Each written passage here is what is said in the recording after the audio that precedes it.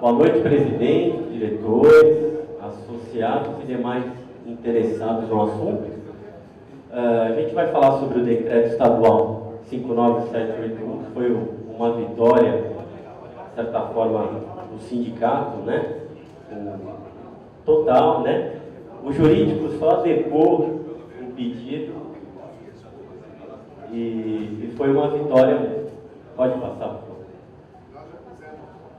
Eu falo que foi muito rápido a concessão desse pedido, né? Começou em abril, as ativas, e tivemos reuniões com as autoridades, e em novembro a promulgação do decreto.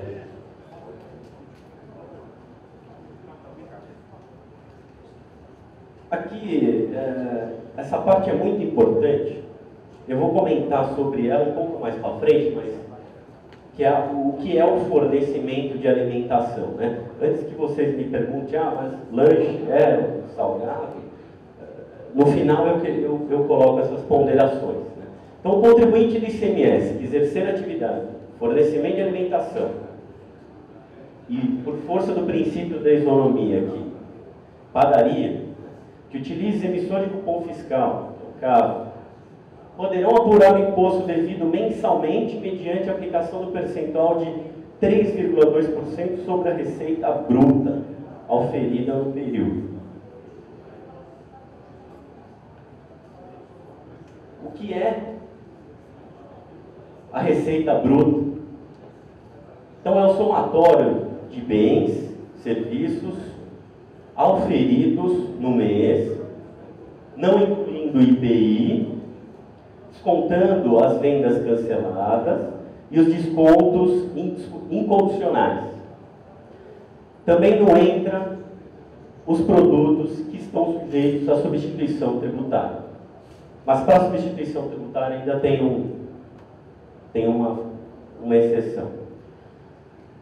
Foi aqui que a padaria entrou. Tratando-se de contribuinte que promova, além do fornecimento de alimentação, outra espécie de operação ou prestação sujeita ao ICMS, o regime especial de tributação, ora analisado, somente se aplica se o fornecimento de alimentação constituir-se atividade preponderante.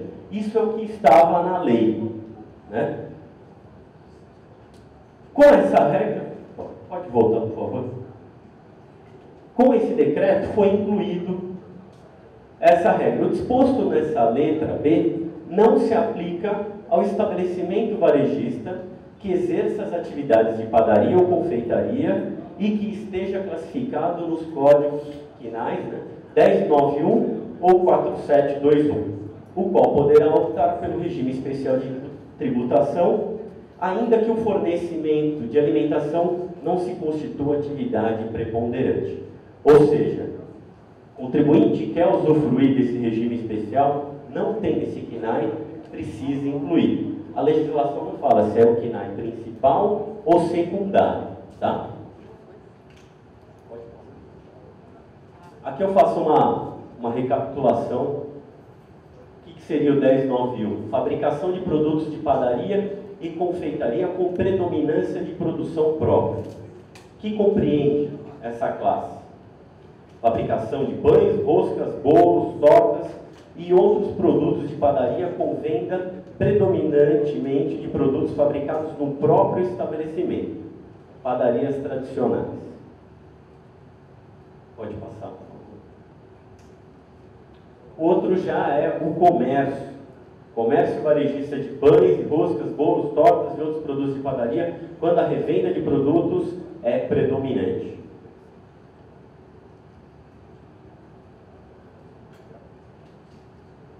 Aqui é exatamente o que eu falei da parte de substituição tributária, né? Contribuinte optante pelo regime especial que receber mercadoria com imposto retido por substituição tributária poderá deduzir do valor do imposto apurado, nos termos do regime especial, a importância equivalente a 3,9% sobre o valor da entrada da mercadoria. Só que essa entrada da mercadoria ela tem alguns requisitos. Pode passar, ela tem que estar no 313 do regulamento de ICMS Lá são todos esses produtos, né? E aí aqui interessante entram outros itens também, como produtos descartáveis, bandejas, travessas, pratos, taças, né?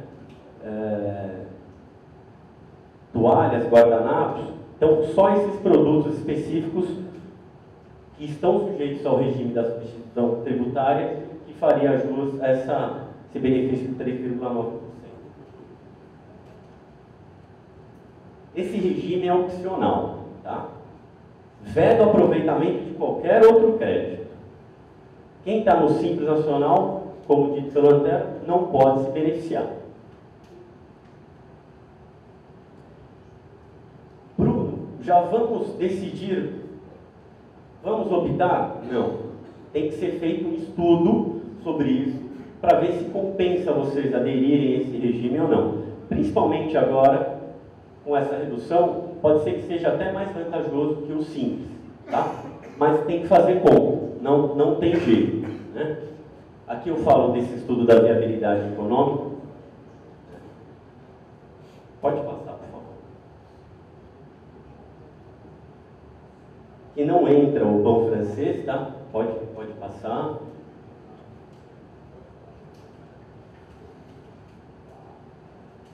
Não entra a parte das bebidas quentes. Bom, qual é o conceito de receita bruta, né? O que está englobado? Operação ou prestação não tributada por disposição constitucional, por exemplo, livro, revista, isso não entra no conceito de receita bruta. Operação cancelada, desconto adicional, devolução, doações, brindes, também não entra.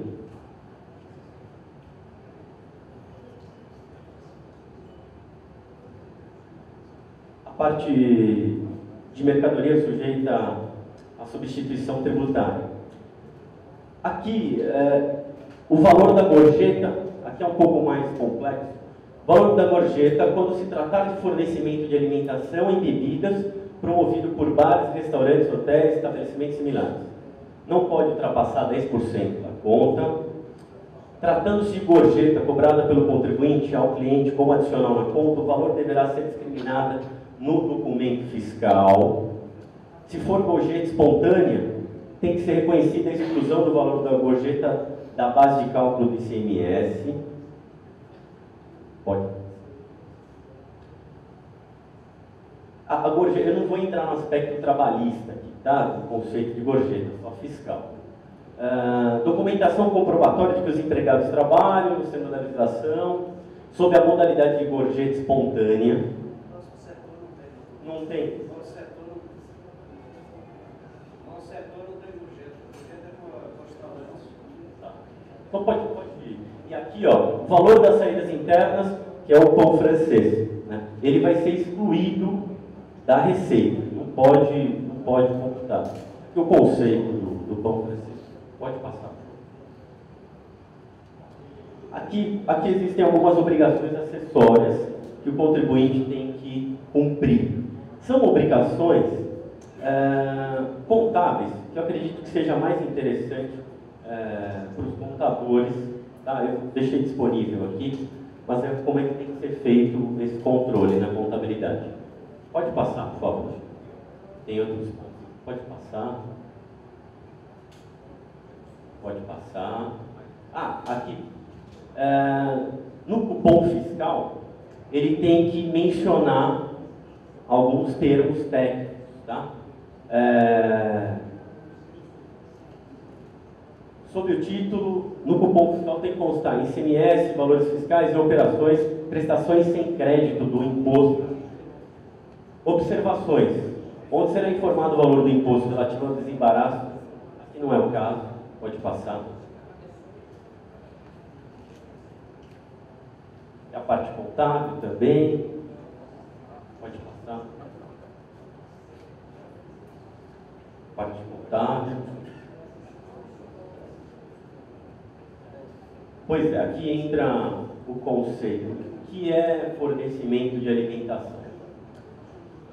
Esse conceito eu extraí de de uma consulta que eu consegui, de 93, pode-se considerar a refeição como sendo a porção de alimento que se toma de cada vez a certas horas do dia ou da noite, ou qualquer comida ou alimento, seja qual for a hora e ocasião em que se toma. Esses conceitos foram retirados da consulta 93, que correspondem ao conceito do Caldas Aulet, extraído do dicionário contemporâneo da língua portuguesa. Fornecimento de refeição, alimentação, não se confunde com um produto alimentício, o qual fica disponível, por exemplo, nas prateleiras dos supermercados, o que é de suma importância para fins de identificação de eventuais benefícios fiscais aplicáveis às operações envolvendo fornecimento de refeição.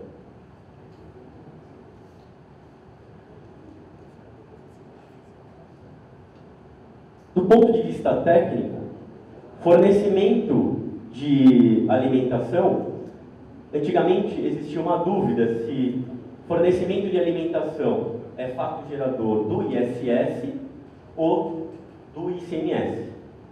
Até que o Supremo decidiu que é fato gerador do ICMS. E a saída de refeição representa o efetivo deslocamento dessa refeição, com destino a outro estabelecimento de contribuinte ou a particular. Por sua vez, o fornecimento de alimentação pressupõe o consumo da mercadoria no próprio estabelecimento do contribuinte.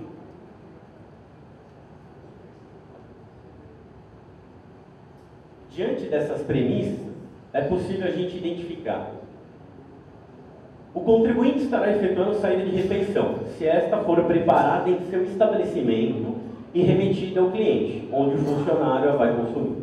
O contribuinte estará fornecendo refeição em seu próprio estabelecimento a qualquer pessoa que ali consumir a alimentação. O contribuinte estará fornecendo refeição caso esteja instalado dentro do estabelecimento de terceiros e aí produzir a refeição com o encargo de servi-las aos funcionários do seu cliente. O contribuinte estará fornecendo refeição no caso de prepará-la em seu estabelecimento, dar a saída nessa refeição para levá-la até o estabelecimento do cliente, e aí ela própria servi-la ao funcionário. Aqui existem dois fatos geradores, um da saída de mercadoria e o outro da prestação do serviço. Pode passar. A única consulta tributária que eu consegui localizar, e era uma discussão, era sobre frutas batidas em liquidificador. Foi em 94.